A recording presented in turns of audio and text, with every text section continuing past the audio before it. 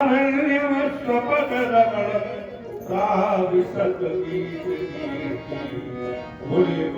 भगवान की शांतम शाश्वतम अप्रमेयमनघम निर्वाण शांति प्रदम ब्रह्मा शंभु फणीन्द्र सेव्यमनिशम वेदांत वेद्यम जगदीश्वरम सुरगुरुम माया मनुष्यम हरिम वंदे हम करुणाकरम रघुवरम भूपाल चूड़ामणि श्री राजा रामचंद्र की जय। परम भागवत सज्जनों, देवी गायत्री सावित्री स्वरूपा मेरी माताओं बहनों, ध्रुव प्रहलाद जैसे होनहार बालकों, अभी आप लोग बड़ा सुंदर प्रसंग सुन रहे थे। श्रीमद् भागवत का महात्मा बताया भी था छोटे भाई ने कि बगैर महात्मा के श्रद्धा नहीं होती है। महात्मा जब तक पता न लगे, क्योंकि हमने देखा किसी भी देवी देवता का अगर हमें कृतित्व और व्यक्तित्व पता न हो तो उसके प्रति हमारी श्रद्धा नहीं होती। नाम भी किसी भी देवी देवता के उनके कार्यों पर पड़ते हैं। कहीं महिषासुरमर्दिनी है, अनेक प्रकार के नाम जो भी देवताओं के पड़े हुए हैं, देवियों के पड़े हुए हैं, वो उनके कृतित्व के आधार पर पड़े हुए हैं। हर व्यक्ति की पहचान देवी देवताओं की ही नहीं, हर व्यक्ति की पहचान उसके व्यक्तित्व और कृतित्व से ही हुआ करती है। अगर उसके कार्य खराब है तो समाज में उसे खराब माना जाता है, और अगर उसके कार्य अच्छे हैं तो समाज में उसे सम्मानित पद प्राप्त होता है। 2 बार भगवान का नाम ले और इसके बाद भगवान की कथा श्रवण करें। राधे श्याम वंदना सीताराम वंदना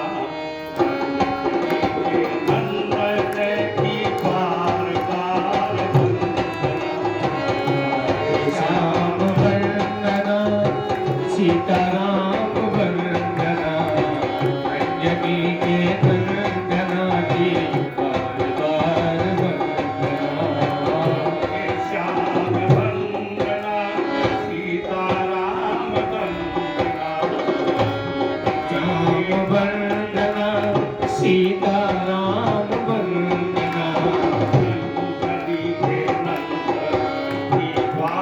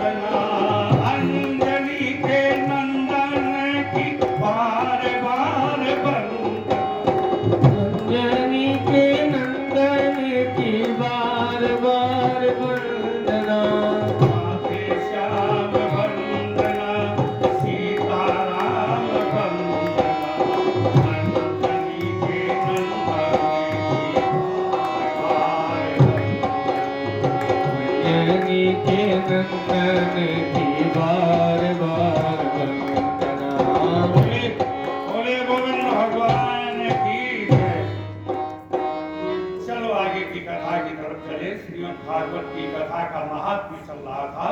अभी आपने भक्ति ज्ञान वैराग्य की कथा सुनी।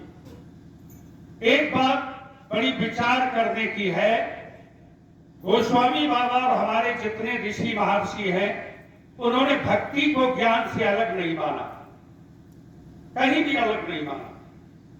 लोग मान बैठते हैं कई मंचों पर हम देखते हैं कि जो भक्ति मार्गी संत हैं वो ज्ञान मार्गी संतों से भिड़ जाते हैं, ज्ञान मार्गी संत भक्ति मार्गी संतों से भिड़ जाते हैं, लेकिन ऐसा कदापि नहीं, क्योंकि गोस्वामी बाबा स्वयं कह रहे हैं कि जाने बिनु न होए प्रतीति और बिन प्रतीत होए नहीं प्रीति।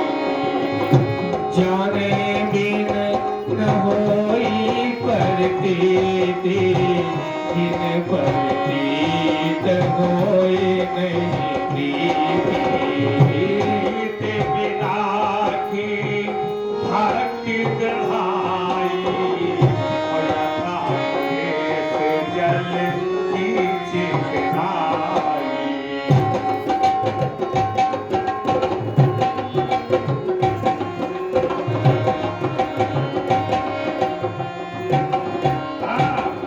बगैर जानकारी के प्रेम नहीं होता।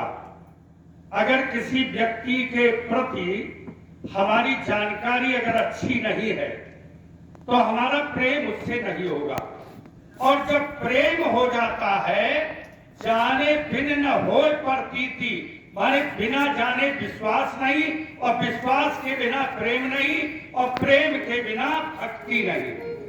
इसलिए भक्ति और ज्ञान इसमें कोई अंतर नहीं। अंतर लोग मान लेते हैं, कुछ लोग कहने लगते भाई वो तो निर्गुण भक्ति धारा के हैं, वो सगुण भक्ति की पूजा करते हैं। कुछ लोग कहते मंदिर में क्या रखा है, ये हमारे हिंदू धर्म में है, सब अन्य धर्मों में नहीं है।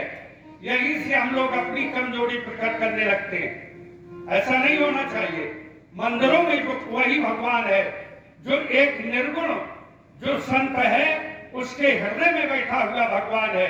क्योंकि हमारे यहाँ संतों ने तो यहाँ तक कह दिया कि ते समाज गिर जा मैं रहूं, अवसर पाए बचन के कहूं।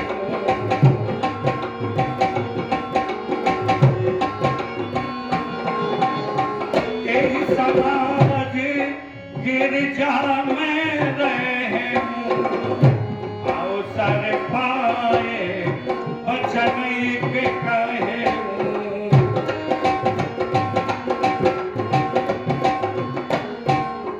हरि व्यापक सर्वत्र समाना, हरि व्यापक सर्वत्र समाना, प्रेम से प्रकट होए मैं जाना।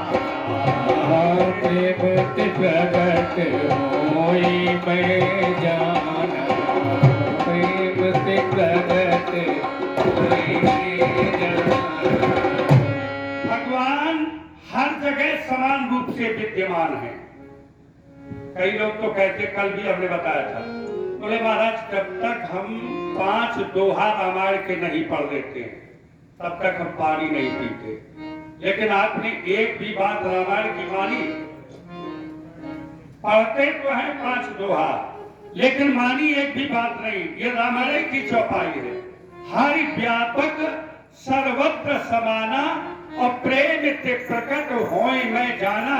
और कोई साधारण व्यक्ति नहीं कह रहा, ये भगवान शंकर अपने मुखारबिंद से कह रहे हैं। लेकिन जब हम चोरी करने जाते हैं, हम व्यभिचार करने जाते हैं, या कोई भी गलत काम करने जाते हैं, क्या वहां भगवान नहीं है? वहां भी भगवान है, भगवान तो वहां भी है। लेकिन वहां पर हम अपनी माया के वशीभूत होकर के अपने जो है दुर्गुणों के वशीभूत होकर के क्या करते हैं, वहां भगवान को नहीं देखते, भूल जाते हैं। और किसको देखते हैं? संसारी आदमी को देखते हैं। जानते हो संसारी आदमी से मुक्ति मिल जाएगी, लेकिन भगवान की मार से कोई बच नहीं सकता है। इसको हम बिल्कुल 16 आने आपको बता रहे हैं। भगवान की मार से बचने वाला कोई नहीं है। इसलिए ध्यान रखो, भगवान को हमेशा अपने आगे रखो, संसारी व्यक्ति को बिल्कुल पीछे रखो। हम पढ़ लेते हैं लेकिन मानते नहीं हैं। तो कहने का तात्पर्य भक्ति और ज्ञान में कोई अंतर नहीं। भक्ति भी दृढ़ नहीं हो सकती भगवान की कथा को बगैर सुने, और न ज्ञान दृढ़ हो सकता है भगवान की बगैर कथा सुने हुए।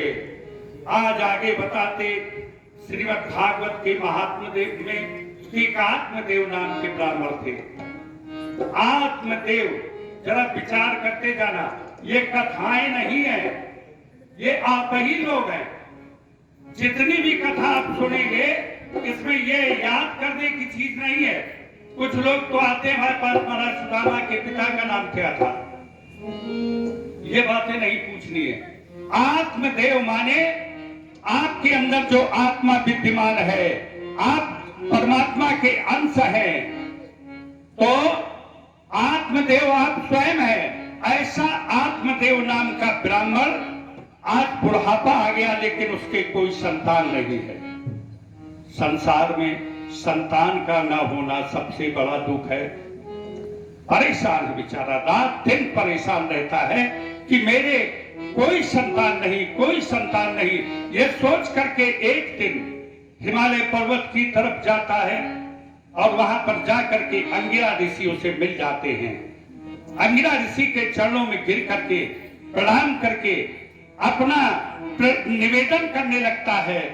कहता है, हे प्रभु, मेरा बुढ़ापा आ गया, लेकिन मेरे कोई संतान नहीं है, और मैंने सुना है कि संतान के बिना मुक्ति नहीं होती। एक एक बात पर जरा ध्यान देना, और जहां भी कथा समझ में ना आए तो शाम को हमारे पास चले आना, हम समझा देंगे। संतान का मुक्ति से कोई संबंध नहीं है। अब आपको स्पष्ट बता देते हैं, कुछ लोग जिनके संतान ना होए, कहा है हम तो बेकार ही पूजा पाठ कर रहे, मुक्ति तो हमारी हो कि नहीं। ऐसा नहीं है, संतान का मुक्ति से कोई संबंध नहीं है। ये कब हुआ था? जब ब्रह्मा जी ने अपनी सृष्टि आगे बढ़ाई और जितने भी उनके मानस पुत्र थे वो सबके सब इस संसार को छोड़ करके और जंगल में तपस्या करने के लिए चले गए। और परमात्मा एको हम बहुश्यामा, परमात्मा एक से बहुत माने सृष्टि करना चाहता था, लेकिन सबके सब बाहर चले गए तपस्या करने को, कोई विवाह करने को तैयार नहीं हुआ। तब तो क्या हुआ, वहां पर एक ऋषियों ने एक नियम बना दिया, कानून बना दिया। कहा कि देखो, जिनके संतान नहीं होगी उनकी मुक्ति नहीं हो पाएगी। तो लोग, क्योंकि जितनी भी कथाएं हैं संसार में, वो 3 उद्देश्य लेकर के लिखी गई है और कही जाती है। रोचकता, भयानकता और यथार्थ। ये 3 चीजों को लेकर के सारी कथाएं सुननी चाहिए, कहनी चाहिए और लिखी जाती हैं तीनों कथाएं।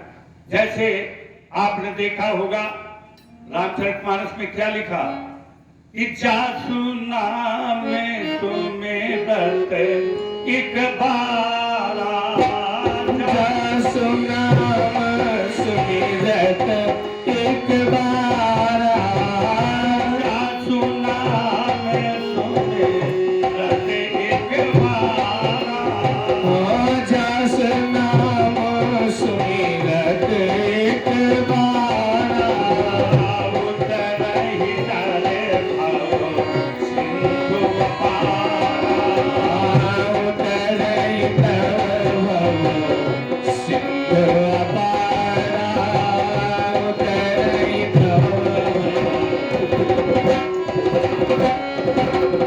क्या लिखा है कि परमात्मा का एक बार नाम स्मरण कर लो, आप भवसागर से पार हो जाओगे। अब आप जरा विचार करना, हमारे यहाँ तो हिंदू धर्म में एक परंपरा है, नमस्ते गुड मॉर्निंग की परंपरा नहीं। यहाँ पर हमारे ऋषियों ने, हमारे पूर्वजों ने एक परंपरा बना दी, राम राम, राम राम कहने की।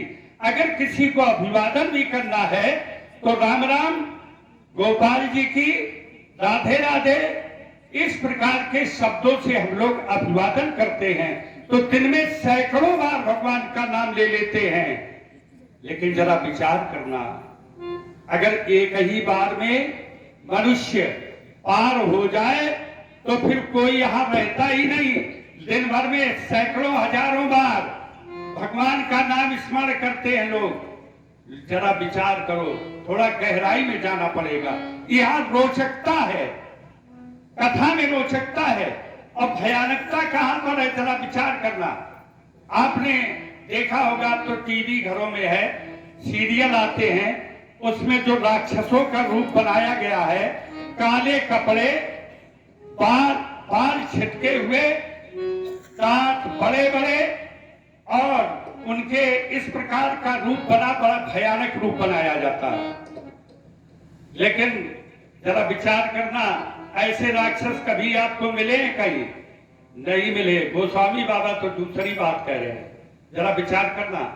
अरे माँ नहीं मात पिता नहीं देवा, माँ नहीं मात पिता नहीं देवा, माँ नहीं मात पिता नहीं देवा, माँ नहीं मात पिता नहीं देवा, साधुन ते करवा वही सेवा, साधुन से करवा वही सेवा, जिनके हसिया चरण भवानी, जिनके ये चरण भवानी, ते सबके से चले जालहु तारी, ते सब नीचे चले जालहु तारी, ते सब नीचे चले जालहु तारी। प्यारी लाल की जय। जय। हाँ देखो क्या कहते हैं, मात पिता ही नहीं माने देवा, और साधुन ते करवावई सेवा, जिनके अस आचरण भवानी, ते सब निश्चर जानो प्राणी। वो सब निशाचर है जिनके काम ऐसे हैं। तो जरा विचार करना, तो जो नहीं मानते माता पिता को, तो क्या उनके दांत बड़े बड़े हैं कि काले हैं कि काले कपड़े पहनते हैं? ऐसा कुछ नहीं है। वहां पर भयानकता दिखाई गई। हम ही लोगों में राक्षस हैं, हम ही लोगों में देवता हैं, और हम ही लोगों में मनुष्य हैं। हम परिभाषा आपको बता दें तीनों की। एक प्रश्न पत्र दिए देते हैं, कापी अपनी अपनी जांच लेना। स्वयं पर्चा दे रहे हैं, कापी अपनी अपनी जांच लेना। हम कौन है? जो अपनी चीज अपनी समझे और पराई पराई समझे, वो है मनुष्य। और जो अपनी चीज अपनी समझे और दूसरे की भी अपनी समझे, वो है राक्षस। और जो चीज अपनी भी दूसरे की समझे और दूसरे की तो दूसरे की है ही, वो है कौन? देवता। अब आप लोग जरा विचार कर लेना, अपने अपने खूब ढंग से सोच लेना कि हम किस कोटि में आते हैं, कि राक्षस है कि देवता है कि मनुष्य है। लेकिन हमारी ये प्रार्थना है कि कम से कम मनुष्य बने रहना। हाँ, राक्षस में न फिसल जाना, मनुष्य बने रहो। ईमानदारी के साथ अपनी चीज अपनी और पराई चीज पराई समझते रहो, इसी में आपका कल्याण बना रहेगा। आत्मदेव ब्राह्मण कथा पे आ जाइए। आत्मदेव ब्राह्मण जो है वो अंगिरा ऋषि के पास पहुंचा, कहने लगा प्रभु मेरे संतान नहीं, मेरा जीवन बेकार है। मैं जिस फल को लाता हूँ बाजार से, घर में अपने रख देता हूँ, वो फल सड़ जाता है रात भर में ही। जिस गाय को मैं पालता हूँ वो गाय बंध्या हो जाती है, बांझ हो जाती है। महाराज मेरा जीवन बेकार है, मैं तो अपनी आत्महत्या कर लूंगा अगर मेरे कोई संतान नहीं होगी। अंगिरा ऋषि ने कहा, हे आत्मदेव ब्राह्मण, मैंने आपके मस्तक की रेखाओं को पढ़ करके देख लिया कि आपके 7 जन्मों तक कोई संतान भाग्य में नहीं लिखी है। एक बात और ध्यान देना, भाग्य कहां से बनता है? आपके कर्मों से। ये भक्त कहता जरूर है, क्या कहता है कि हुई है वही जो राम रच राखा, और को कर तरक बढ़ावे शाखा। वही होगा जो भगवान ने रच दिया है, लेकिन ऐसा नहीं। हम आपको स्पष्ट ही कथा सुनाएंगे सब। भगवान वही रचेगा जो आप करेंगे। भगवान वही रचेगा जो आप करेंगे। और अगर भगवान किसी को सुखी बनाने लगे अपने मन से और किसी को दुखी बनाने लगे तो पक्षपाती भगवान नहीं हो जाएगा, भगवान पक्षपाती हो जाएगा। अरे भगवान तो हमारे ऊपर रूठे हैं, लोग कहने लगते हैं। बड़ी विडंबना है समाज की। अगर अच्छा किया है तो हमने किया है और गलत किया है तो किसने किया है? भगवान ने किया है। हम कई जगह पर जाया करते हैं, मकान बढ़िया बना हुआ दिखाई पड़ा तो क्या होता है? पंडित जी हमने मकान तो तुमने बड़ा अच्छा बनवा लिया। बोले पंडित जी पिताजी तो ऐसे अपना पेट पालते रहे, लेकिन जब से हमने बागडोर संभाली है तब से ये सब कुछ दिखाई पड़ रहा है। बहुत अच्छा। और अगर एक भैंस भी मर जाए, भैंस मर जाए तो वो तो कहता ही है, मोहल्ले की भी महिलाएं पुरुष आते हैं, भगवान को ऐसा नहीं करना था, छोटे छोटे बच्चों का मुंह पोंछ लिया, अरे दूध चला गया, भगवान को ऐसा नहीं करना था।